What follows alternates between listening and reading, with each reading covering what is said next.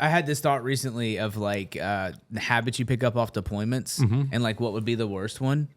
And it's funny you grabbing the bottles. That's what I'm about to talk about. You piss in your dip spit bottle? You piss in bottles anywhere. Two seals here. Seal talk. You took your hat off, and I noticed you still have a very in regulations haircut. Extra high, extra stupid. First off, it is a low reg. Let's see it. What pushed you in the direction of the Navy SEALs in particular? There's a movie called Navy SEALs with Charlie Sheen in it. Jay Cutler. Yes, sir. Famed football player. The Prince of Vanderbilt. That is your business partner. Correct. Jay is the most selfless human being I've ever met.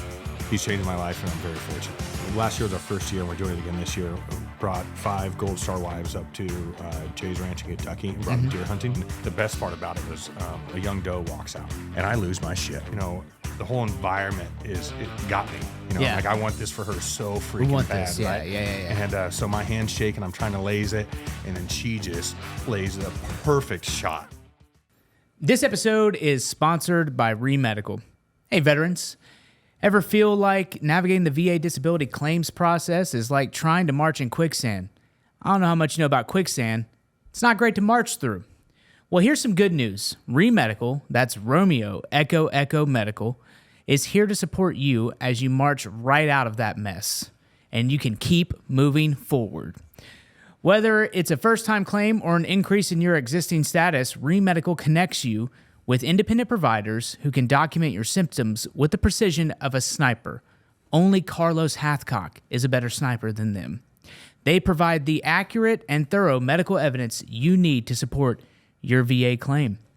With a network of experienced physicians, Remedical has helped over 75,000 veterans. Can you believe that, Blas? 75,000 veterans. That's a big number. That's a big number, but we're going to blow right past it. They'll explain all your options before you even think about paying anything. No more mystery, just clarity and competence. At the After Action podcast, we're not just fans of Remedical, we're customers too. Blas, what's it like working with Remedical? Listen, Zach, I'm not going to lie. When you presented the option of going to Remedical, I was super skeptical, man. I was already done with the VA process. They threw me through the ringer, had me waiting for who knows how long. Anywhere from 6 to 12 months is what I experienced. I know there are veterans out there who have probably experienced a lot longer. When you had mentioned Remedical, like I said, I was skeptical. I gave them a call, though. Like you said, free consultation. I had nothing left to lose. I picked up the phone, gave them a call, told them exactly what I was going through and the troubles that I was experiencing. They said, no problem. Just send us over your medical records. We'll take a look at them. And if we can help you, we'll reach back out. Not even 24 hours later, I got a phone call telling me that my ratings were not sufficient to what the standard actually was, and that if I wanted to move forward, they'd be glad to help me. Almost 12 months later, I finally got my rating back from the VA, where I couldn't be more happy with the results. If you're out there and you're struggling and you're sick of running through the VA process and you're tired of getting a runaround, go to Remedical. I promise you they'll help you and they'll guide you through the process with no pressure and get you the rating you deserve. I couldn't think of a better personal endorsement than that right there. I got to watch him go through the process myself, and it has been a life-changing outcome for him and his family. Don't settle for frustration or unfavorable decisions. Check out the link in the description for a free consultation and $200 off Remedical services. It's time to get what you deserve. Two SEALs here, SEAL Talk, with honorary SEAL Zachary Bell. That's real. I'm in the Brotherhood. Jesse Ventura said I could join. And Sam actually signed me up. He was my sponsor. Is that correct? No. Oh, God. Dude, hey, save it for later. Let me get this. Let me get the SEAL bump. Come on. No. I'm not a Navy SEAL. I'm not even on the show Navy SEALs. Please don't come at me. You know what's funny? I have to say this publicly. You love that TV show? No, I like Tyler Gray a lot. Yeah. I love Tyler Gray. Which one's that? So he is not he's on the show, but he's actually a he's gonna be mad at me now. I forgot. Green Beret. Oh yeah. Green Beret. He did a really great documentary. That which I love destroys me. He's done a lot of cool stuff. I love him, but I like the show. I don't. They haven't made a grunt show that I like yet. We're still holding out for that. We're holding out for it, man. One day they'll get us. Wait, wasn't that Band of Brothers? Was that Band of Brothers? I mean, it's full of a bunch of grunts. Band of Brothers is so good too. I love it. I do an annual rewatch of Band of Brothers. I haven't watched that in a long time. You got to Great do show. it. You got to go through it all the way through. So when you're on a run, when you're on a travel run, I'll pick a show and I'll download all episodes. I fall in love all over again. Feels like the first time, as they say. Wasn't that Army? So that's Army. Yeah. Yep. But then when they did the Pacific, Oh, that's when the Marines came out. that's when the heroes showed up. That's when the fucking heroes showed up. Well, they did one story that I was really I was fucking terrified about.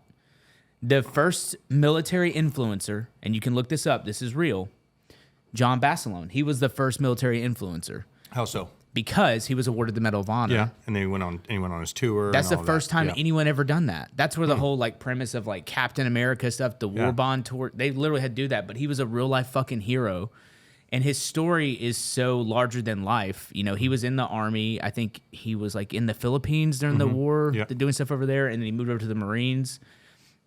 I don't know exactly what got him there, but you know, he's got the water cooled machine gun. So they're set up in, was it Iwo Jima or Guadalcanal? I always get this backwards. I want to say Guadalcanal. Guadalcanal, Iwo Jima is where he died. But Guadalcanal, he's there, his fields of fire. He had been there all night holding this line, peeing on the gun to cool it down, running back and forth for ammo. At one point, he can't see because bodies are stacked up. So he runs out there, literally fucking just throws a shoulder to push them over the hill so he can continue to kill the enemy. It's insane. That's what I'm fucking. But I was like, please don't mess this up. I'd like, love to be in a gunfight like that. brother. Yeah. I was like, please let them do this right? And they fucking nailed it. Like him coming back and like he's doing this stuff and he's like dressed up and living the life, but he hated that and he went back, trained Marines, and then took them to Guadalcanal and saved a whole bunch of guys' lives there too and lost his. Whatever happened to Ira Hayes? Did he end up dying? Yeah, he ended up dying. He ended up dying very tragically. I don't remember exactly the circumstances, but he was on that same kind of tour thing with Flags of Our Fathers covers it pretty well. But he was like found drunkenly passed out, dehydrated somewhere. Like That's too bad. he just like literally fucking ran off. I mean, honestly, when you think about it, not when you think about it, just like when you look at it, the goal was to try to get people to support the war, and I do understand that, and I do know especially then, like we have no real connection like that. They were like, hey, you can't have this for a cup. We need it for fucking bullets. We need it for fucking tanks and ships. We didn't have any ships. We had like 4 ships or whatever it was. But they needed those war bonds sold, and so. You know, but they really also like when there's a part in Flags of Our Fathers where it shows it shows like them on a float, like recreating the event. Yeah. And I was like, I haven't seen that movie in a long time either. I was like, and they like wheel them out into a stadium and everyone's clapping because it's like patriotic, but they had done it like 3 months prior. They just pulled them right out of the thing and they were like, go and do all this. Not ideal. Yeah. Not ideal for them. No decompression stop. Not a fucking bit. Back when they were like, what's wrong? You got shell shock? Here, have some whiskey. Like. So we were talking before about Marines and haircuts and being bald.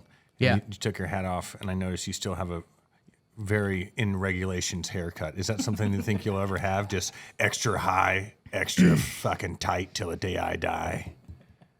Don't you laugh. Don't you dare. I mean, extra high, extra stupid. You teed that up really First off, it is a low reg. It is a low reg. There is nothing low about that haircut. No, let's see it. Dude. This is low. That's like a medium. I mean, that's just every Sunday. Do you go get a haircut? Let us know in the comments. So no. I mean, it looks tight. You look good. Blas, please don't encourage people to talk about my body. No, the haircut looks good. I know. So I got it cut Tuesday because I was at the MIC, the Military Influencer Conference in Atlanta. I literally walked in, talked to my guy Brandon at Dark Horse Barber. He's the best in town. And I was like, can you just like fade me up real quick before I head down? Did you say, hey, give me a high and tight? There was like, you're one of like 4 people that said the exact same thing. Like my friend Ben Bunn, Tyler was like, nice haircut, Boot. And I was like, oh. Last time I tried to look nice for you Your guys. sideburns are perfectly in the middle. I mean, you're in regulations. I mean, you're passing an inspection right now. Well, the rest of us didn't get massages every morning before we went out for an op, okay? Some of us had to What maintain. the hell were you doing? I don't know. I do think it would be, I think it's funny. Like, Shaving? Yeah. You guys were like, bah, bah, bah, bah. And everyone would be like, look, there's the Navy SEALs. How can you tell? Well, I don't know. They look cool and they have beards. Obviously that's the SEALs. It's a prerequisite. Yeah. We're shaving and buzzing hair, and I got in trouble for my hair in Afghanistan all the time. Really? Well, after my first tour when I wasn't a boot, I was a little bit of a salt dog. My first sergeant, he's from South Carolina. He's like, hey, doggone. He has like a very distinct accent. And he would do the safety brief every Friday. And he'd be like, he had the funniest shit. He's like, doggone, some of you Marines looking a little round. You need to get on that PT schedule. Instead of push-ups, you need to do a pushback. You know what a pushback is, devil dogs? And they're like, what, First Sergeant? They're like, you sit at the table, you need to push the fuck back. That's pretty good. He brought me out like 2 or 3 times. He's like, Bill, get the fuck over here. And I'm like, oh, dude, I'm so fucked. Like, it's a Friday. He's like, take off that doggone cover belt. And I used to do the high and slide, right? Was high and slide? Well, that's what I called it. Yeah. So I would get a low reg, which I thought this was. Is this a low reg, what you have right now? That's what I thought this was. Yeah. Apparently, there's a big debate, low reg or medium reg. But I would get the low reg, and I would take my banks. They were like literally down to here. Yeah. And, wearing covers all the time. And I would slick it back and just like do that. And he's like, God damn it, son. I hate the fuck out of you. If you get a haircut and you look like Bill, I swear to God, I'm going to PT you till your fucking hair falls out. Like, he was just all on top of me. When you guys were living in tents and things of that nature, would you shave every day? They would try and make us, yeah. Really? If you were with the You just grab the old canteen cup, man. I razor with that. got in trouble for not having my canteen cup when we pushed out, and I was like, hey, that's not weight I can afford right now. You know, one piece of kit that I still have that I love is my spoon. We got issued these spoons back Gold. before jet boils. We had the white gas that you'd have to pump, and light it. They wouldn't let us carry those. It's funny. We had this spoon, and the handle of the spoon's also a tool, and the spoon is just the perfect size. It's extremely light. I still use it all the time. I have photos of me with the MRE spoons like weaved into my Molly, just in case. I've fucking seen that. It's like, what do you just think you're gonna run about some snacks? You never know. There were a few times where someone's gonna throw you a fucking cup of pudding. I mean, never. If we saw the SEALs, you guys are over there like, what's going on? Snack packs for days. Toby Keith delivering snack packs to y'all, and he's like, "What's up, heroes?" Spitting on us. The rest of us grunts. No, I always had it because you never know in case an MRE doesn't have one. You got to be prepared. Have you ever came across an MRE without a spoon? Several times. What? Several times. Really? Have you? No, I don't think I have. Hey, dude. I feel like the well, quality. you're in the Army. I feel like the quality control on MREs We get them is before through they the get roof. to you. Ever had the get white them. MREs? Yeah, those are Are those the Arctic ones? Yeah, those those things are the best. If you have to eat MREs, get the white ones. It was always good getting like the Jimmy Dean packages too. Remember those? Is that you talking about the Air Force like flat? It's like in a cardboard thing. Yeah, it's in a cardboard thing. Yeah. Oh, You never saw man. that? I feel like I've seen it. It's ringing a bell a little bit. They're humanitarian MREs. They were the ones you're supposed to give out to locals. Oh shit, those are fire. Yeah, Dude. They had we gave them everything. out too. You know what I mean? No. We called them Air Force ones because it looked like a fucking Lunchable, to be honest. Yeah, it was. It came in a tray and you'd have like a little fruit cup and like really good snacks. Really? And good food. Do they have spoons? They had spoons. So why the fuck are you carrying one? You Pretty never sure it know. had salt and pepper in there too. Yeah, it had everything in there. Just first line gear, spoon, check. Yeah. Pistol, check. Yeah, it's just me loading up. I'm High like, and tight, check. Yeah, I hate that you called it a high and tight. It's all right. Breathe through it. I'm breathing. You're like that kid in that meme where his veins popping out in school. just me all the time. You know what I've been watching a lot of lately that I can't get enough of? What? Is people dancing to like 90s hip hop, like Biggie Smalls, Tupac. And it's not anybody. Just Biggie, not Diddy, right? Yeah, correct. I prefer the person to be younger and overweight and and be very uncoordinated, and watching them dance and really get into it. Those videos are hilarious. That's what's on your algorithm? I mean, I like watching them. But I laugh every time. I just chuckle like a little schoolgirl. That's funny. Mine's just crazy. I think the term's based memes. Like, it's all over the place. Based memes? Yeah, like really kind of like real he-him stuff, if you catch my it's really broed out. Yeah. Did you ever catch yourself like at 3 a.m. watching like those dudes from like third world countries building like swimming pools and freaking like just cooking mechanisms brick like, with and the mortar clay and stuff? that they are able to do. Yeah, and with the ingenuity with the of That's the noise. Yeah, It's man. so for like peaceful. 20 minutes, I just watched that thing, just Yeah. waiting for that thing to be done. I like watching clips of Theo Vaughn too. He's hilarious, dude. He's just around here. You just never know what that cat's gonna say.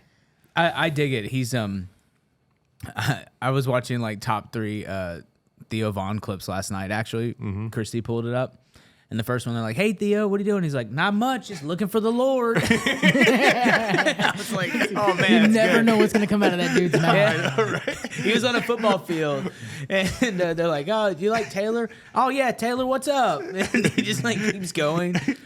And then the best one is, this is what I'll say, the best one he heard, he's like, "There's no better feeling than when you pet a dog and the dog stays." And he's like, "When you pet a dog and it stays, my God." And I was like, that is the best feeling. We're just like, hey, and it's like, yeah, we're friends now. I like the one he's talking to Joe Rogan. Joe Rogan's goes, "Man, you go deep into everything." He goes, "Oh, I go real deep. I mean, I get in there." He's like, "I'm like a peeping Tom. I'd like to go up in there and watch your whole family eat supper." I'm like, what? Hilarious. Oh, dude. You never know where he's going to take you. Like, dude. Did you hear him talk about Rogan's six-pack? No. once? He's like, "What is that? Is that you?" And he goes, "Yeah, it's called a six-pack." And he goes, "Man, you look like a turkey with one of those strings on it." Damn. Yeah. So yeah, that's what a six-pack is, I guess. But speaking of six-packs, we are joined today by the man, myth, legend, another one of the tallest individuals who is a sniper I've met. You guys are big. I mean, I'm impressed. You're a Navy SEAL, you're a business owner, you're an entrepreneur, and you're an American icon. Sam Mackey of Outsider. Here we go. Welcome to the show. Welcome to the show. Thank you. That was a hell of an introduction. Yeah.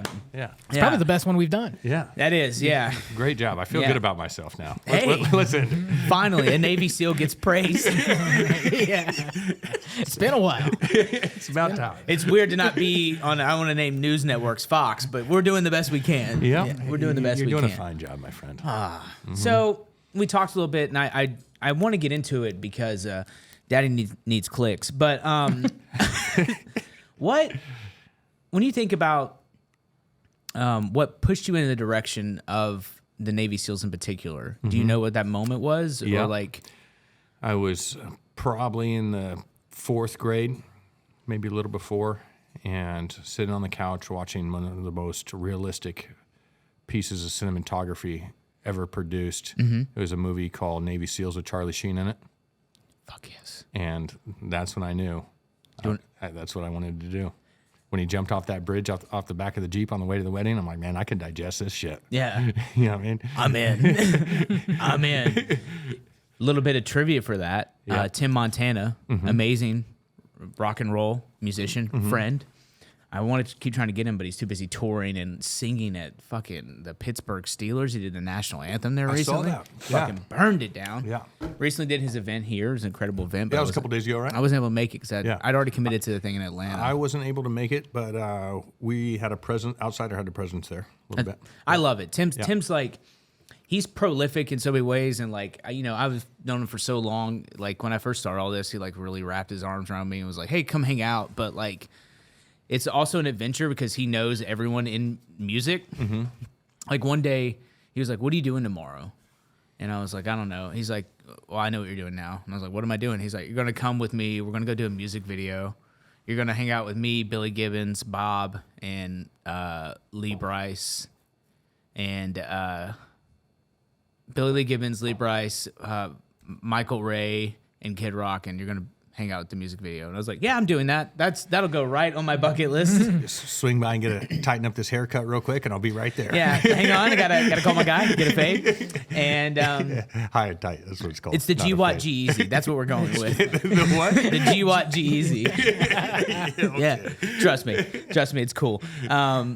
But you like end up doing adventures with him. That's Yeah. the thing. Like you're just like with him. I and heard he's the nicest human being. he's incredible. Yeah. Like he's like, "Zach, what are you doing?" Blah blah blah, and he'll like we text and talk about everything. And like I was in the back of his bus talking to Billy Gibbons, the man who invented rock and roll, who refers to himself as Billy Gibbons, friend of Eric Clapton. That's what his business card says.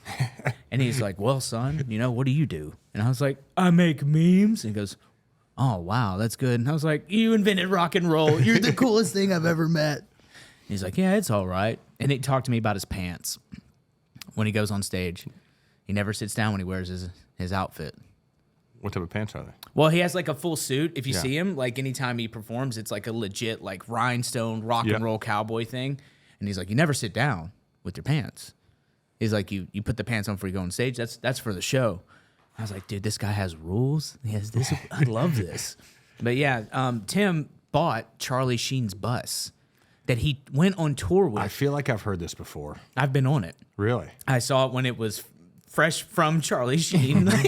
like Tim had to do some modifications.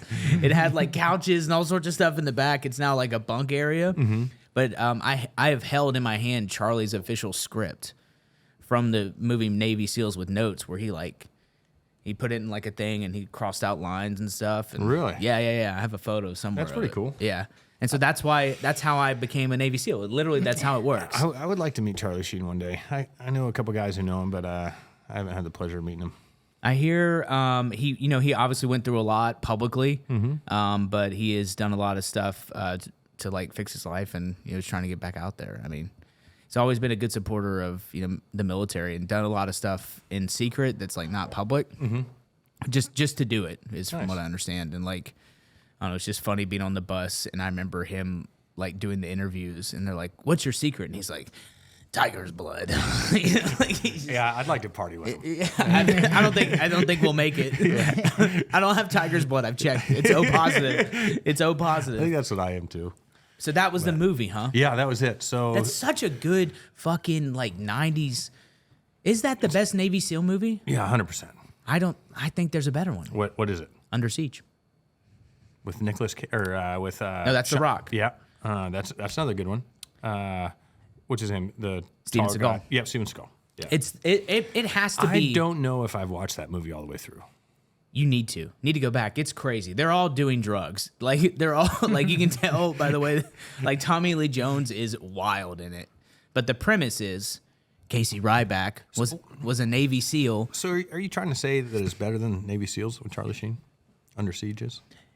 You've got to watch it. Okay. I think it might be the best Navy SEAL because he's a Navy SEAL who was like on a team, did some work in Panama and Grenada, and becomes a chef, cook. right? Well, he got on like made a a chef. submarine or something like that. He got made a chef because he got in trouble because he told the command to get where to stick it, like, and so he's just like, I'm just a chef. The reason I know that movie, one of my best friends, he was a cook before he went to Bud's, and he makes jokes saying that movie's about him.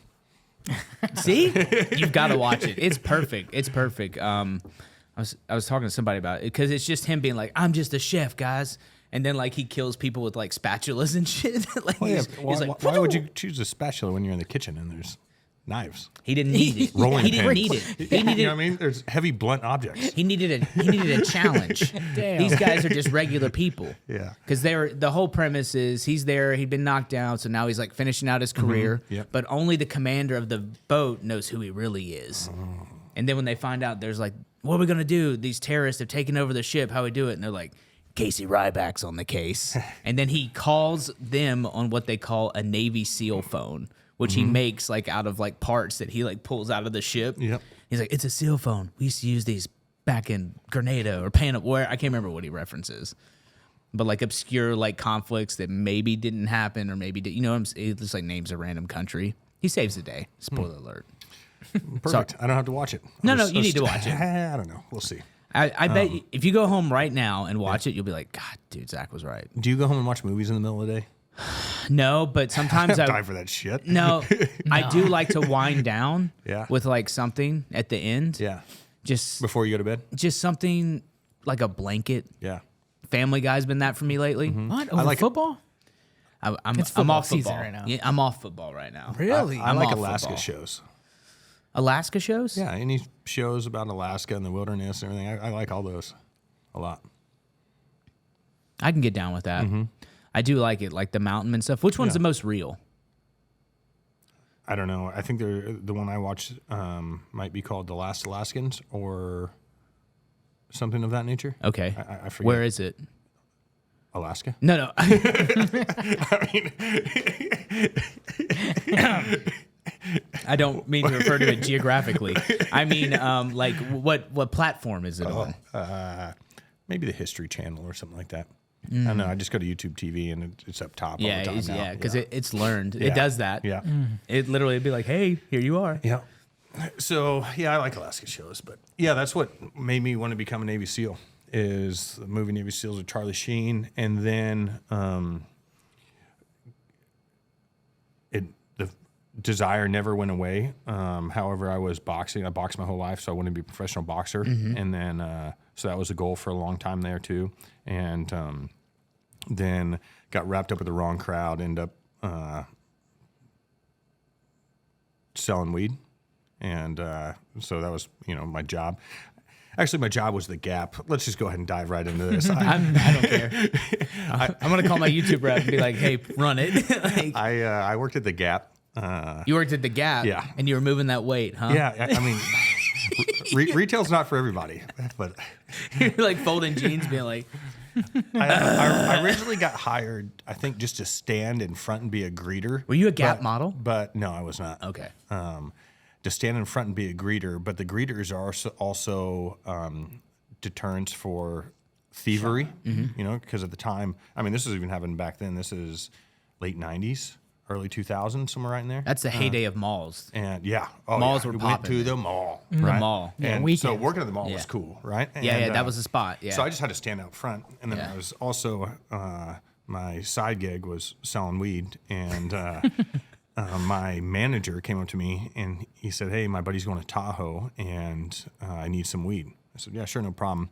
Didn't think anything of it. He was a little older than me, right? He was probably 19, 21, somewhere in there, and I was 17 right before I turned 18, and his buddy called me, met him in the movie theater parking lot, and I walked up and sat in his car and sold him an ounce of weed, and I looked down, he had a High Times magazine, and he was a little older. I'm like, who the fuck really reads High Times? I'm like, no one? this guy's a fucking cop. Yeah. And, but Was he? I ignored every red flag and sold him weed and sold him an ounce. And He started talking to you about voting and stuff, and you're like, it's kind of weird.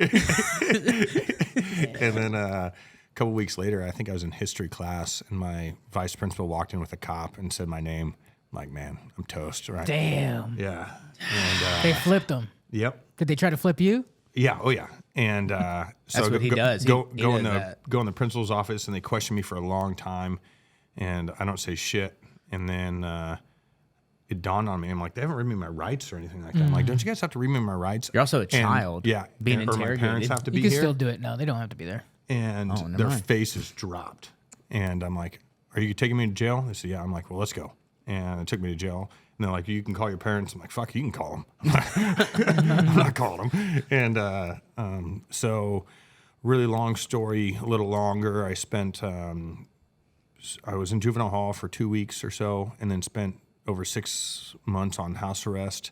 And then my dad got stationed in Seattle, so moved to Seattle for my senior year. Well, but when I was on house arrest, I homeschooled, so I did all my had all my credits to graduate high school, but I still wanted to go to a high school my senior year. So I just took ceramics, weightlifting, and PE. I think it was a block schedule. Yeah. And home ec my senior year, and then that's when I decided I was going to join the Navy. And because I was still on probation, and one of the main reasons is because I called my probation officer. I said, "Hey, if I join the military, will my probation end?" And they said yes. So I didn't have a driver. They took my driver's license away and everything. So I joined the Navy to end my probation. Hell yeah. What'd your old man do? My dad was in the Coast Guard. The Coast Guard career? Mm-hmm. Yeah, it went Best bases. E1 to 06. Best bases. Yeah, the Coast Guard Hands down. over the Air Force. Locations. Talking about locations geographically. I mean, the one he was stationed at most of my life was in Oakland. Never mind. Yeah. The ones I've seen, are incredible. Like Emerald Isle, the one out there. Where's that? It's in North Carolina. Oh, It was. there's some little coveted spots. Yeah, you know? it was Yeah. like it was very, very small. They used to be like, that's where the Coast Guard is. It's somewhere in that area. I mean, 'Cause somewhere near a body of water, so that's Yeah. nice. He was stationed in at Seattle, or not Seattle, St. Louis. I was a little kid. And then we moved to Northern California and lived there from the 4th grade to my junior year. And then my senior year moved to Seattle. How's Seattle? Oh, wait, that was it's late 90s. It's not the same. No, this is 2003. Yeah. 2002, 3. Right. 2002 or 3. Yeah. Oh, so 9/11 already happened. Yeah. Did that Yep. push you even further down the hole, or was it just kind of my brother was in the Army. He was infantry. Then he went to counter intel, I believe. And so he had deployed he had already deployed once. He had a run where he did like 15-month deployment, came home for a little bit, then did another 15-month one, then came home. Then I think he did a year one, then got out. So he 15 months is a long. That's gnarly. And that was during the invasion unreal. too. Yeah, That's gnarly. Yeah. They didn't do And, R&R till later, right? They didn't. No, I don't think so. Yeah. I don't remember him. No, he didn't do R&R. He was over there for the whole 'cause they were time. running 15, 12s. It was crazy. No, sir. And so that did, I come from a military family, so that made the decision a little easier for sure. And so then joined the Navy. Joined the Navy. What was your rate? Master at Arms Master at Arms? as a cap. That's what Austin Alexander picked. I think that's what most guys pick. They either go, Corpsman, Master at Arms as their rate? Yeah, before SEAL became its own rate, there was a handful of ones you could pick, and I'm not going to get them all, but I know it was Master at Arms, Corpsman, Gunner's Mate, maybe Machinist Mate, and I couldn't tell you the rest. So you went to boot camp, you had to pass the physical test to get into BUDS, and after you did that, then you went to A school, graduate A school, and then you go to BUDS. Yeah, because anyone doesn't know, you didn't go straight to being a Navy SEAL. You had to pick up. There wasn't a SEAL contract There at that wasn't a time? SEAL. Because now they have that, right? They do have that. The contract was that if you pass the test, you go to BUDS after A school.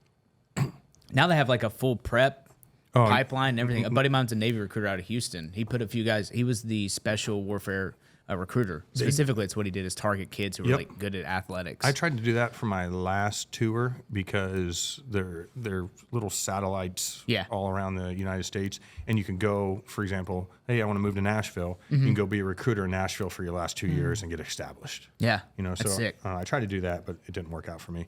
But anyway. Sorry, go ahead. I was just going to touch on, since we're on the topic of, just Navy SEAL training, A school, all that other good stuff, I always find it fascinating to anybody who, like me personally, I didn't grow up near, I grew up near the water, but I didn't spend nearly enough time in the water to even begin to think about Navy SEAL training. Was swimming something you've always done, or was, what did your prep look like leading in, knowing that you wanted to be a Navy SEAL? I swam as a little kid on swim teams, maybe in the 2nd grade, 4th grade, somewhere around in there. And then I didn't swim growing up. I was always a good swimmer. And then when I decided I want to go to BUDS, I started swimming every day in the pool. So because I swam in the Puget Sound a little bit, but it was fucking cold. So I didn't do that much. Isn't the main thing they teach you to do is the combat side stroke, right? Yep, correct. Because it is, stop me, this is what I've learned of it. Stop me when I'm wrong. It's made for long trips with the least amount of effort and minimal, what is it called? Water breaking? Profile. Profile. Yeah, that's the word I was looking for. Yeah, it's the lowest profile. And it's like you're dragging kit too sometimes, right? Isn't that? Because you're just dropped in and you're going somewhere. Potentially, but I wouldn't drag anything. I would float it and put it under me. If we had gear. So not float it, but make it so it's neutral in the water. And then I put it under me or hook it to me or somehow or something like that. Yeah. And you're a big boy. You got room. You got room for you. Yeah. So yes, swimming came natural to me. Luckily, I was a really good swimmer, not the best runner. So run sucked. But if I looking back, I would still rather be a good swimmer than a good runner in BUDS because when you fail a run, you get beat. But if you pass a run, you're only standing around for a minute or two. Then the guys get beat for, 20 minutes, 30 minutes while you can go shower, do whatever. You don't shower, but you just go change clothes or whatever, get ready for the next evolution. But if you smoke a swim, you're like 15, 20 minutes ahead of the next guy. And then they're going to beat him for 30 minutes. So you get about an hour off. So really? Yeah. So whenever I would, I'd be in the top 5 for swims very regularly. I'd win some, get second or third. It all depends on the day. And then 2 mile ocean swims, and you have a buddy, right? And so we'd get off the beach and just go hit decon. It's called. It's a concrete room, but with showers all over it. You turn on, and it just hoses you all off. You hit decon, you go change out, get a bite of food, and just get dry clothes on and chill and wait for everybody else. And that's an ample amount of time. Looking back, I'm still thankful I was a better swimmer than runner. Hell yeah. What was your buds class? 266. 266. Yeah. Isn't that the number one way to know someone's lying right off the bat? Be like, what was your buds class? I mean, For like, I can tell, he can tell. Yeah. But for like, let's just say for I don't civilians know, I'm out just there. going to say Yes. 266 from now on. Yeah. Yeah. Now I know. Yeah. That's No. a real class. I'll take That's a real 267. That to answer your question, that's a good quick way, because someone says 568. I mean, that class is not going to happen for 7 years, Yeah, right? Or yeah. Whenever. Obviously that's an easy way to tell if someone's lying, or if someone says I forget.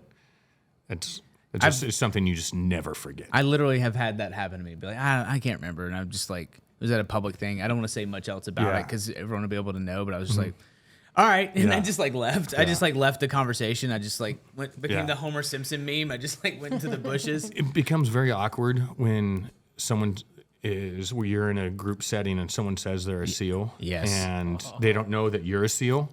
I love it though. brutal. But I love being Brutal there. for I'm like them. this. I'm like, ha, blah, blah, blah. and you're listening to the guy talk, and you're like, man, this isn't adding up. And then like someone asks him a question, then they hook him, and you know he's lying. That's always interesting. Hey, face the wall. Yeah, I've gotten some physical altercations that way for sure. As far as stolen valor goes, I think SEALs have the most amount, pound for pound, of stolen valor. And I don't know why, because it is the smallest of the special warfare or of the special forces. So I don't understand it.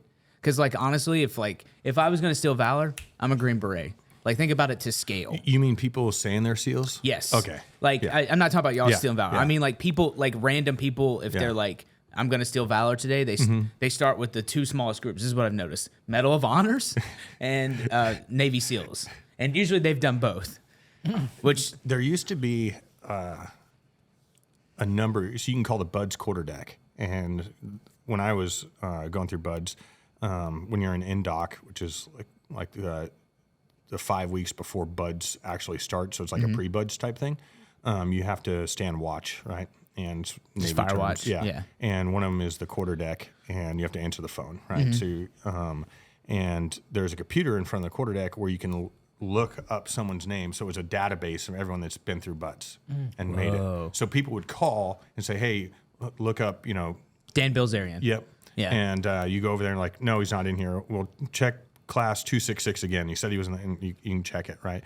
I don't remember much details, but there was definitely a computer, and I would definitely look up names for people when they called. And there was team guys calling, so they'd be like, hey, meat stick, get off your fucking ass and go over there and look at the computer, And then moving forward, I would call that number. Really? And but then I called it, I don't know, a handful of years ago, and it doesn't exist anymore. So I don't know what they do with the computer or the database, or I know the database exists, but I don't know how to get a hold of if someone says they're a SEAL to check their name. I do right now because my buddy's running first phase, so I can call him. But other than that, I wouldn't know who to call right now. Actually, There's a guy once he leaves on X who just does stolen valor stuff. He literally just Don Shipley. no, no. He no. He finds out if people are stealing valor across every different thing. Like, Oh, really? Yeah, like that's his whole thing. Is like I can't remember what exactly made him do it. He was in the Army, I believe. But like people be like, is this person or whatever? And he'll do like FOIA and like he's figured out the whole system of like, nope, that's real, that's not real. I think one of the worst things is when someone alludes to the fact that they're a SEAL, but they never say they're a SEAL, and they don't lie, but they just let people think they are. That bothers me. They never correct I someone. went to BUDS, didn't tell you if I passed it or not. Yeah. Or just like, oh yeah, he hangs out with team guys. He must be a team guy, and he doesn't tell people that he's not a team guy. That's always interesting. Why do you think people do it? They want people to like them more. they lack their self-confidence, and so they want to tell people something that makes them feel confident. I used to get angry at the concept of stolen valor. Yeah, I don't care anymore. I'm moving towards that. To an extent, of course. Yeah. When they start talking about, like, you don't know what it's like to be there and see your friends, I'm like, stop. Yeah. I did tell a guy, like, hey, man, you need to chill. Like, none of that's true. You just need to leave. It was actually at an event. I think it was like an Operation Stand Down event, actually. And this guy was like, you don't know what it's like. And I was like, brother, you don't either. So stop talking. But now, like, Now I feel bad for him. I've retired in February, and I already feel like I'm so far out of the game. If someone says something, I won't even know what the fuck they're talking about anyway.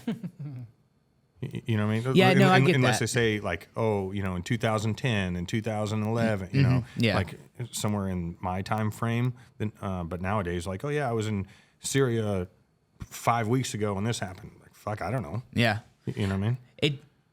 I'm trying to get to that where I'm like, it's okay, but I think mainly a lot of it came from just being at like veteran events, and there's like people that are like injured, or people, you know, that have like actually seen stuff, and then there's like a random dude with like a pen of some sort, and I'm just like, okay, I don't know if I have it in me to have this interactions, and it used to like really get me enraged. Now I legitimately just pity most of them. Yeah. Because it is unfortunate. You know, because it also must be exhausting.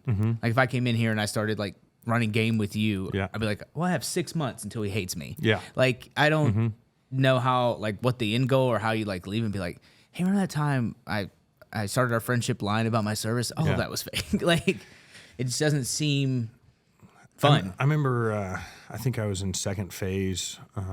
We had this instructor, and real big guy.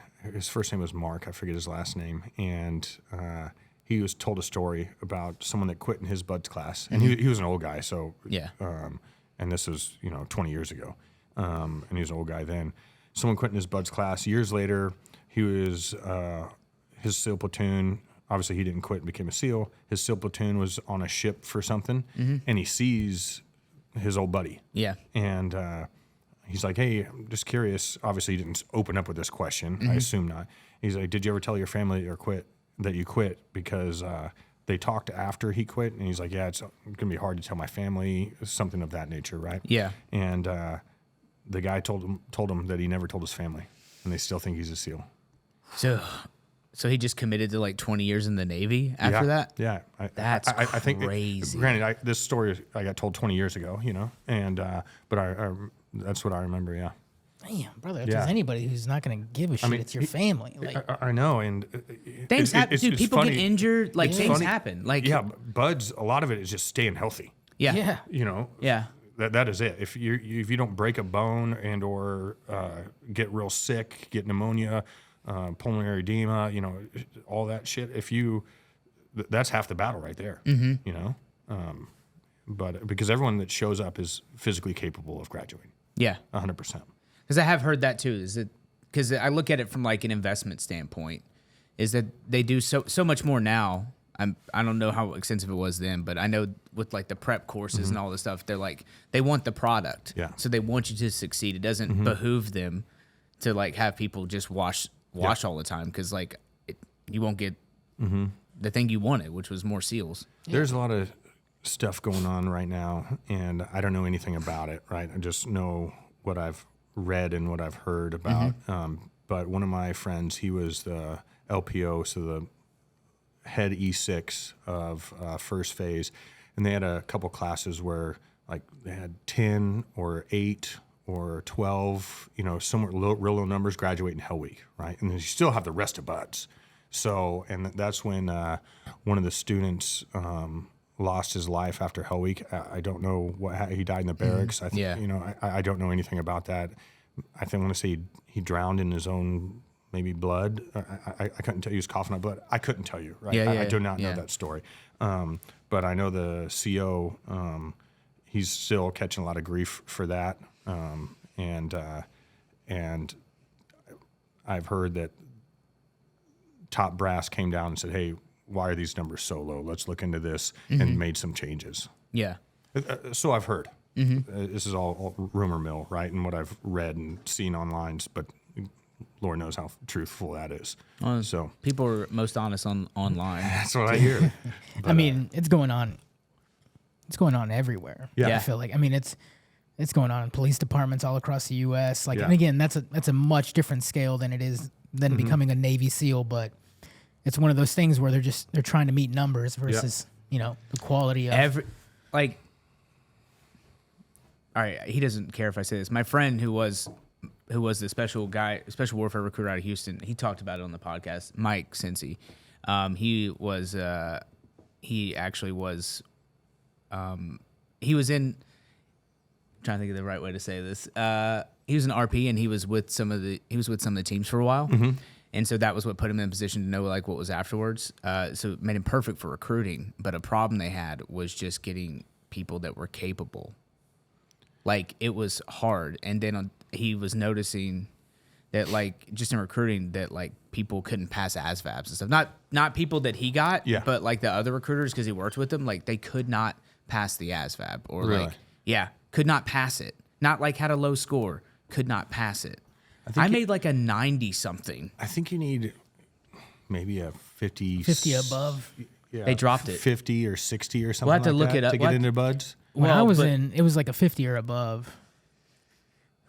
I mean, usually I want to say it was maybe like 55 or 60 Is it? or something like that. Because In the Army, we went off of GT they aren't even scores coming too. close to that. They aren't even coming close to that. I got a C, like a 70 or 75 or something like that. And this isn't something that's just unique to that. He was just telling me, like, because he would talk to the other recruiters, the Marines, the Army, everyone. They're like, people just, they don't, it's just not there. And, like, to meet those quotas, I think they're just like, whoever shows up, put them in now. I still think there's the right candidates are out there. Yeah, right? And I do too. they're putting a lot of effort into finding them. And that's the part that I don't know if I agree with because they're trying through their system. I think they're weeding out some great candidates, right? Because to pass the test or to get into buds, when I went, I just had to pass the numbers that were written in doctrine, right? And it was a run in under 11 minutes or 11 and a half minutes, something of that nature, a mile and a half. X amount of push-ups. I want to say it was like 65-ish. In what, like 2 minutes or something? Yeah. And then Drop. Sit-ups were about the same, 50, 70, somewhere It's like the around in old there. school PFTs and stuff, Six or seven pull-ups and then swim 500 meters in, I forget the time. Yeah. And you pass that, you go into buds. That's it. Now, it's like, hey, these are the numbers, but to be competitive, you have to have these numbers. So what are we doing? Like these numbers are just there for no reason, right? And because nowadays, one of my friends, and he's no longer a new guy, but he entered the SEAL teams. He said, hey, for me to get in, I have to do X, Y, and Z. I'm like, I don't even know if I can do that. Like I forget the numbers. Like, oh yeah, you're not even looked at competitively unless you can run like a sub 9. I'm making this up. Like, that's cooking. And or do over 15 pull-ups and or do this and or that. You know. Yeah. And I'm like, you're losing a lot of good candidates, right? Because maybe they're not in that good of shape to be able to do that, but they have what it takes in between the ears. That's the most important thing. If I can go back in time, I would say chase whatever dream you want in the military. I know you don't feel like you're physically capable, Zach, but that comes. Yeah. Just don't quit here. Yeah. Because that's the hardest part. Yep, the hardest part is being like, this is the worst day of my life forever. No, it's just Tuesday. And we are getting a more educated force, more fit force, you know, and everything like that. But this is just me. This is my point of view. We're missing out on some. Sometimes you just need someone, you know, I'm going to call it a dumb cowboy. Some guy's just down to ride. He's in good shape. He's, you know, maybe not the most physical fit specimen that you've ever seen. But that guy is someone that everyone wants to bring out on a op, right? Yeah. And I think we're limiting ourselves and losing we're missing the mark there and losing some of those good guys potentially. I think some of us can think of some examples of that happening on deployment where you thought, hey, this dude wasn't shit in garrison, but when bullets start flying, that motherfucker's standing there and firing around. And the opposite. Yeah. Yeah. Yeah. Exactly. Yeah, the opposite as well. Yeah. Anyone who did good in garrison scared me in war. Yeah. One of my great friends in buds and after buds, we were really, really close. And then he acted like a coward overseas and lost all his friends. And it's unfortunate. I would never, ever guess that. Yeah. Right. And he did that. And I was not there, but a bunch of my friends were, and they told us what happened. Like, well, I'm not going to be friends with this cat. You know what I mean? I know exactly what you're talking about. There was a guy who literally used to haze us all his boots, and I don't want to say his name because he was just talk trash to us. He's like, "You're gonna die," you're blah blah. Like he was actually a horrible person. I hope he has changed. But during the middle of a horrible firefight, we got called in. My squad got called in, and I literally ran over him while he was crying and screaming. Really? Yeah, he was hidden behind a wall, and I was like, "You're a fucking bitch!" Like I literally like screamed at him. I've never seen anything quite like that. It was scary. Like there were 2 machine gun bunkers. We ended up losing a guy, but like we couldn't see it till we came around the thing. They had set up. Where is this at? Garmser in 08, Afghanistan, and they were trying to bait us across this field the whole time. And you can't see it till like from here to that wall, because you know how they have the little courtyards in Afghanistan. So like we're coming over one wall, you run through a poppy field, usually poppy, and then like you're there, and obviously open area. I'm up, they see me, I'm down. You're just fucking hauling ass, and he was just down. I remember he was down with his back behind it, just crying and screaming, and he got relieved of everything after that. They made him a boot, like busted him down, and What's your definition of a boot? A boot is someone who had never deployed. Oh, okay. So, like, I thought it was someone in boot camp. Fresh out of boot camp is the term. So it's what they call you when you show up. Like you're a boot, shut up boot. It's rough. It's like a friend of mine. Get that haircut higher and tighter boot. Yeah. Did I use it correctly? I hated that you did it. I hate how quickly you learn. Did you guys have something in the Navy that you guys called them? We call them like new joins. Because we called them cherries in the Army. Cherries. Yeah. We call them FNGs or new guys or meat sticks, meats. Meats is funny. Yeah. I heard squids. Is that a real thing? Squid, yeah. I think you're a squid if you're in the Navy. Okay, gotcha. You know? Like if you're on a shit like like you know how you guys are grunts? Yeah. And we'd be squids. Yeah. Okay. Boot's the worst one though. I think it's so like and you can always tell who a boot is too. They just show up, they have clean everything, and you're like, but how often did you wash your camis on deployment? On deployment? Yeah. When they evaporated? Yeah, I never did either. Yeah. Like when we got new ones? Yeah. So the main thing my memory of camis was I would wear them and I would take them off after patrols, obviously. And then just being fascinated by how legitimately stiff it was with salt and starch. Sweat. Yeah. It was weird. Yeah. And I was just be like, okay. And I remember like cracking it, like, but you're soaked. I remember there's a photo of me. I'm so soaked, except for a shoulder pocket because it's not connected to my body. And I'm like, oh, it's like 9 o'clock in the morning. Like it's not even that bad. I ran out of water one time. We went and hit this target, then it turned into a block party. So we flexed to another one, flexed to another one, flexed to another one, right? And I ran out of water. I don't remember if I had a Camelback or bottles of water. I'm not too sure. But we hit this one house and clear the kitchen, and afterwards, and I don't remember if this is during the clearing or after target secure, but I open up the fridge and I see a tin of water. I'm like, oh my goodness, I'm going to chug this thing. I grab it. And I just went to town. It was like drinking a liquefied slug. It was horrible. I mean, I've been there. I pumped it well and wasn't sure what came out of it, but it went in me. Yeah. And it looked the same way when it came out the other side. Yeah. It was rough.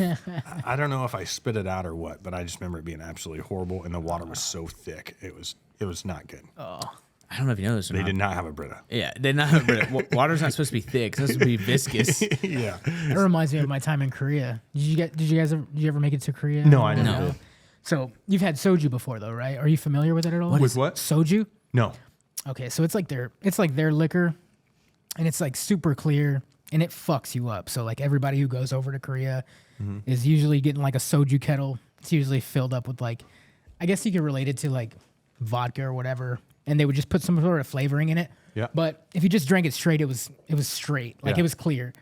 So a buddy of mine, I remember we filled up a couple water bottles with it, And that's exactly what I thought you were going to say, is that as soon as you grabbed that thing, it was just like some vodka or whiskey that they had gotten or some moonshine, and you just fucking threw up all over the place. But my buddy, he did that just before PT, man. Just chugged a bottle of friggin' soju and just vomited everywhere. But it's no different than drinking like a dip spit bottle on deployment. Yeah, I've done that a bunch too. I've done that. Yeah. I've done that. And the same deployment, we were chasing this guy, like rooftop to rooftop, down through houses, up through houses. This is Iraq, right? Yeah, Iraq. All right. And I'm following my LPO, and then we have a bird overhead. We have him sparkle the intersection that the guy's at. We're running. He sparkle again. He's still on the move, and we're hauling ass. And I stop, and I'm tired. Just take a deep breath, and I'm standing over a shit steam pipe, and I took the biggest, deepest breath, and I inhaled shit particles and just instantly start vomiting. It was good. Oh, it was horrible. Absolutely horrible. Yeah. That's just Yeah. unlucky. Let him go. Yeah. We'll find him later. And since we're on the shit topic, Yeah. then Afghanistan, the following year, we're going after these guys. Bunch of, what's it, a striker unit, I believe. Yeah. Yep. A striker unit got blown up real bad, and we were going to go try to find those guys that blew them up. So we sneak out the back of base.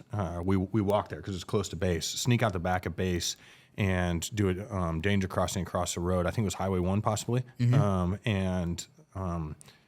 My buddy goes, and I look, and I'm behind him, and I look right, and there's headlights. I'm like, oh, shit. Then I look forward again, and I'm blinded. But I just run in the direction that I saw my buddy running, and everyone else stopped on this embankment, but it was a steep embankment that went down into a shit creek. And I ran right in that shit creek. And I was covered up to, like, past my push to talks, I believe. Oh, and shit. kept my gun up, crawled out of there. Then That's like one me. Then I had to use my water and wash out my mags because we're caked. Yeah. Then the sun came up, and I would've sat down. We're doing our thing. Oh, and I'm sitting there, and I think we're in a sniper hide at this point, and I'm flicking shit flakes off my kit. Damn. It was real nice. Those are the moments when you're like, I just wanted to be cool in high school, huh? Yeah. It should have. Swimming in shit Here I am. again. Yeah. I had a few times doing duty stirring JP8 and shit. Oh yeah. It was that was That's always nice. that was just like, come on, guys, you can't. Especially when that wind shifts abruptly. We can't call Dick Cheney. I know they're making money over here. We can't figure anything out. This is the best we've got. I think that's a good character building evolution. It's a canon event. Yeah. You can't avoid it. It's bound. It happens in every version of reality. There's a different me being like, what are we doing? Why are we here? And unless you've stirred your buddy's burning shit, I mean, Just- you learn a lot in that moment. Yeah. You really about do. yourself. You really, know what I really mean? do. Like, here I am. Like, this is life. Yeah. And it's something that not very many people can connect on. This episode is sponsored by the USCCA. Who is the USCCA? Well, they are the U.S. Concealed Carry Association. With more than 800,000 members, the USCCA is an organization dedicated to helping responsibly armed Americans avoid danger, save lives, and keep their families safe. When you become a USCCA member, you'll unlock life-saving education and industry-leading training.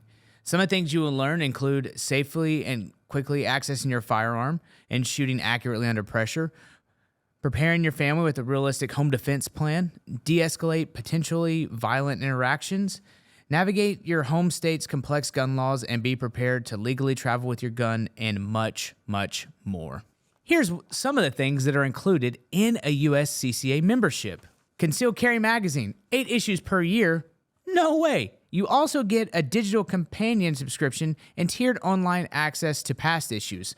It just never stops. Access to the Protector Academy, an online education course, digital education and training. The list goes on and on and on, which is why you should join USCCA today. Here's the bottom line. The USCCA is helping responsible gun owners avoid danger, save lives, and protect their loved ones. To find out more and to sign up today, go to uscca.com/veteranwithasign. Now, let's get back to the show. I had this thought recently of like the habits you pick up off deployments and like what would be the worst one. And it's funny you grabbing the bottles. That's what I'm about to talk about. Like, because you know when you're like in the rack or whatever, and you don't feel like going out to the trench or the tubes or what, And you piss in your dip spit bottle? you piss in bottles anywhere. Yeah. Yep. I was like, you know, the habits I have are pretty like, you know, dumb haircuts. It's been established. You know, I talk or text on radio like I'm on a radio because it's still very specific. I'm like, well, I didn't get any bad habits. Like, what would be the worst one? The worst one would be like if you came home and you could only pee in water bottles. And like how inconvenient that would be. I'd thrive. I still fucking do it, dude. Like Casey's come into my truck and she's like, don't tell me this is what I think it is. I was like, there was fucking traffic. I couldn't fucking get off the fucking road. I'm not saying I don't do it, but what if that was the only way you could go? Like, I imagine. proudly fucking Did you ever stand dip? on that. Huh? Did you ever? Did you dip? Yeah. Did you ever use a piss bottle when you really had to spit? You couldn't find a. No, brother, I've I couldn't shared find dip. a spittle. Yeah. A spitter. No, I've never then done you that. pissed in your own spit, or in your own, or sorry, you spit in your own piss bottle. Done that. Not by choice. I mean, mistakes have been made. Mistakes have been made. We would get so low on dip, especially that we would start cutting it with new. We would take old dip, put it back in the can, and start cutting it with like new dip. Hey, desperate times. Why do you Probably use- desperate. You just repack, right? I Well, would just no, bring it was done, and then boatload of it. I'd bring all of it. burning, just burning through it. Didn't matter. Yeah. And then I would bring a pint of peppermint schnapps, and Yeah. then I would just take a half a cap full and dump it. And I dipped Kodiak wintergreen followed by Copenhagen wintergreen. Yeah. I just dump a half a cap in there and gets it nice and moist. Oh shit. Yeah. Well, they're checking our mail. Obviously, they weren't checking y'all. No. Oh, I'd bring a Pelican full of dip, Damn. all of it. This is the best recruitment ad for Navy SEALs I've ever heard. Like, Our TACPs had like they were getting liquor over there. They were getting like Coke bottles filled with Jaeger and stuff. Oh yeah. Yeah. we had a few things come through. Morale, we might have boosted morale once or twice. I never drink on deployment Weed joints and an Elmer's glue stick. for the most part. I just remembered something Wait, after hey. I said that. I lied. I just lied. Does that count? Yeah. I lied. No, there we. Yes, I lied. it's okay. No, it was. I'm thinking of how society really breaks down on the point. You like start learning that the only difference between prison and the military is everyone has a gun in the military. Like when you've traded Cheez-Its as currency, you're like, dude, do we Oh, even man. need money? Like, Yeah. what's the point of Peanut it all? M&Ms. Oh, It's a gold brick. dude, I was the king of all Marines one day because my wife had looked up this recipe. And it was how to make cakes in a mason jar. And I can't remember the circumstance that she sent them, but she sent me about a dozen of these cakes in a mason jar. And so Pre-made. she would pre-make them, and something about the way they would bake and they would Yeah. hold. It's sealed. It's a mason Yeah. jar. And so she sent that and like cheese, but it was icing. And my wife is so incredible. She would even ask. Cheese it cheese, but icing. Well, it was like in a can. It was like. Oh, gotcha. Yep. It was like an Tracking. icing spray bottle, whatever. Yeah. And she would even ask if people didn't get mail because honestly, a lot of people didn't. Yep. And so she would send them packages Yep. or send me extra. And but I would always go through it, and I was like very stoic because I didn't want to. I was looking at pictures of my babies, my kids, and her, and I just needed like a moment to myself. But when I opened up the cake thing, I was like, this is gonna be fucking great. So we had like this crazy like Not cake only that, you have party. mason jars afterwards. Yeah. Oh yeah. You can use those for anything. Cups, everything. Yeah. Those Yeah, were that's even better. great. But like I just passed them out to everyone, and it was like the greatest day ever. Just being like, hey, guess what? My wife sent these, and they go, what is it? And I go, it's cake, and they were like, cake, like cake, and I was like, yeah, you want some? And I went back in to check on them later. They were like scooping it out with their hands, spraying the icing in their mouth. Pure savagery. Yeah, dude, they were like so pumped. They're like, let's go, Bell. Your wife's awesome. She's like, nom, nom, nom. Did you ever get letters from kids? Oh, they're the best. Do you remember any of them? I remember one being like, I hope you don't die, kill all the bad guys. And it was like a guy with a gun and a flag. We had Kevin. We had one very similar. I don't know how schools got. We were in Iraq at TF South, I think it was called. But we'd get letters from schools and all sorts of shit. So it'd be a box of letters. Yeah. And one of them, we hung up in the platoon hut, and it was something just like you described, but it was a picture of a guy an army guy with a gun. Yeah. And then everybody, he was holding an AK-47, right? and the letter read something to this nature, like, "Dear soldier, you're my hero. I hope you shoot all the bad guys and pick up their guns and shoot more bad guys, then come home and have a cold beer." Oh, shit. Nice. That's so nice. I'm like, this kid's on point. Yeah, like yeah. his dad has a cold beer every time he gets home from work. Yeah. You know it. You know what I mean? I like that. Yeah. They were always funny. They still do them now. Like when I was at Lipscomb, they would have them for like veterans. You and went to stuff. Lipscomb? Yeah, I went to Lipscomb. Nice. I loved it. They would have like a box of them that would show up and Yeah. it'd be like, "You're my hero. Thanks for freedom."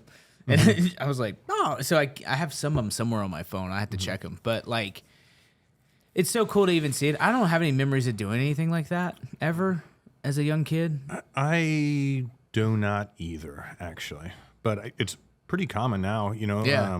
My wife's family is from a small town in South Dakota, and I remember the school would send me stuff, you know, on Veterans Day or what have you, just That's letters awesome. from kids, and it was always super cool. Yeah. Yeah. The worst, I mean, it's just not the worst. The worst were like weird packages that would come because, like, I don't know how stuff would get out, but they would be like, "All right, we're sending toothpaste," and like I had like Kleenex and toothpaste for days, and I was like, "Okay," and they'd be like, "Tell them what you want: tobacco, junk food, Yep. tobacco." Like magazines was a big thing I asked for at that time. What magazines did you like? People magazine, Yeah. you had, like anything that wasn't related to the ground exploding. Yep. I was a big fan of something to kind of pull me out of. Yeah. What's Kim K up to these days? I got hooked on books on tape I in haven't done that yet. 2010 because they would send over, there were little plastic deals, and it had a play button Yeah. and, you know, fast forward and rewind button, and you plugged your headphones into this little plastic deal. Yeah. And there was a box of, I believe it was Lee Child. She's the author, Okay. and they're Jack Reacher. Hell yeah. And I would put them on and it'd help me fall asleep every night. And I enjoyed listening to them. And the best part about the Jack Reacher series is it doesn't matter when you fall asleep. You know, and Yeah. because it keeps going, you can just pause it, pick it up the next day because it's all kind of the same shit over Yeah, and yeah, over in the next chapter. And Just soldiers out of line. yeah, old Jack Reacher, he's a badass man. Yeah, He's yeah, always yeah. saving the day. Yeah, yeah, yeah. You know, I want a little. Maybe I want to be Jack Reacher. I Who don't know. knows? I want to get out of here for a little bit. Yeah. I read like every book that I could find though. I read all of the Harry Bosch novels from Michael Conley. I read all of his Lincoln Lawyer stuff. I read Percy Jackson and the Olympians. Oh, You know Pete Scoble? yeah. His son, Of him, I think we've met a couple times. his son's actually Percy Jackson in the new Disney show. Oh, really? Yeah. Nice. It's funny. 'Cause I've met him in a few things through Tim actually, and read that. I'm trying to think. It was just like random stuff. True Blood was really big then. Oh, you know what we watched? So True Blood was big. That was a great show. It's a great show. And Sons of Anarchy was big. Sons of Anarchy was Yeah. big. It was good. They really jumped Yeah. the shark a few times with their like, we're in Ireland. You're Yeah. like, okay. Yeah. I don't know if that many felons can catch a flight to Ireland, but True Blood. What a good show.